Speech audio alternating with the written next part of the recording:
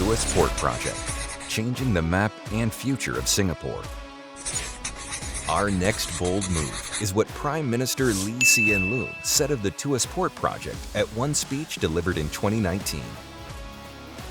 Singapore is undertaking this mega project, which includes building a total of 4 new cargo container terminals by reclaiming land from the sea in the Tuas region at the western outskirts of the city-state. The existing terminals at Tanjong Pagar, Pasir Panjang, Keppel, and Brani will be closed in stages. When the 4 Tuas terminals are all completed in 20 years as planned, Singapore will become the busiest port in the world with annual volume of 65 million TEU.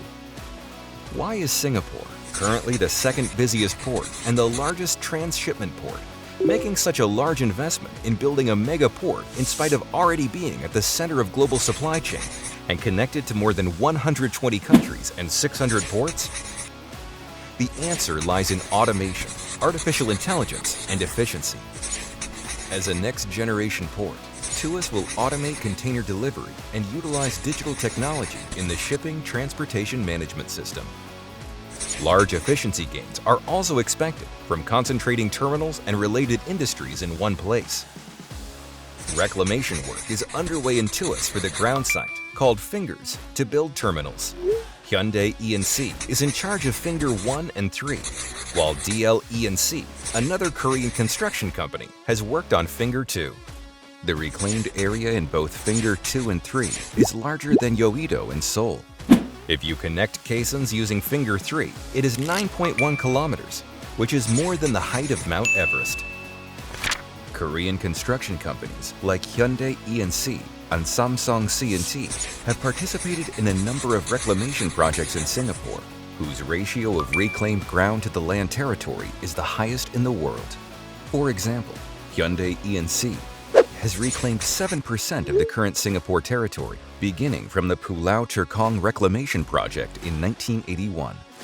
Korean construction companies possess outstanding technology in manufacturing of caissons, which are essential to the reclamation projects. A caisson is a hollow square concrete structure whose size is as large as a 12-story apartment and weighs as much as 18,000 tons.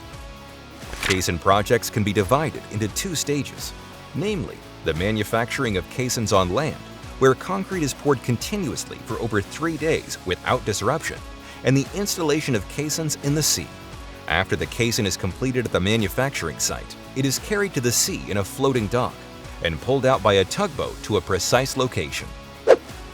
At the Tuas project site, Korean companies have reduced construction duration and costs and promoted the work quality and safety.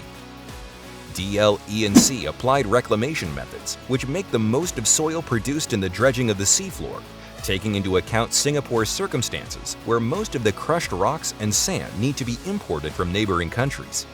Hyundai E&C developed automatic silane coating equipment.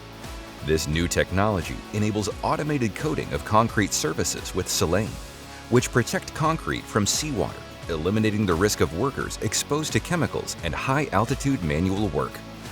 Reclamation work done by Korean companies in Tuas using innovative technology is expected to contribute not only to the success of the Tuas Port Project and the economic growth of Singapore, but also the strengthening of the global maritime network. For Korea, which is very dependent on maritime trade like Singapore, the development of the Tuas Port has more significance than simply as projects that Korean companies have secured tenders for.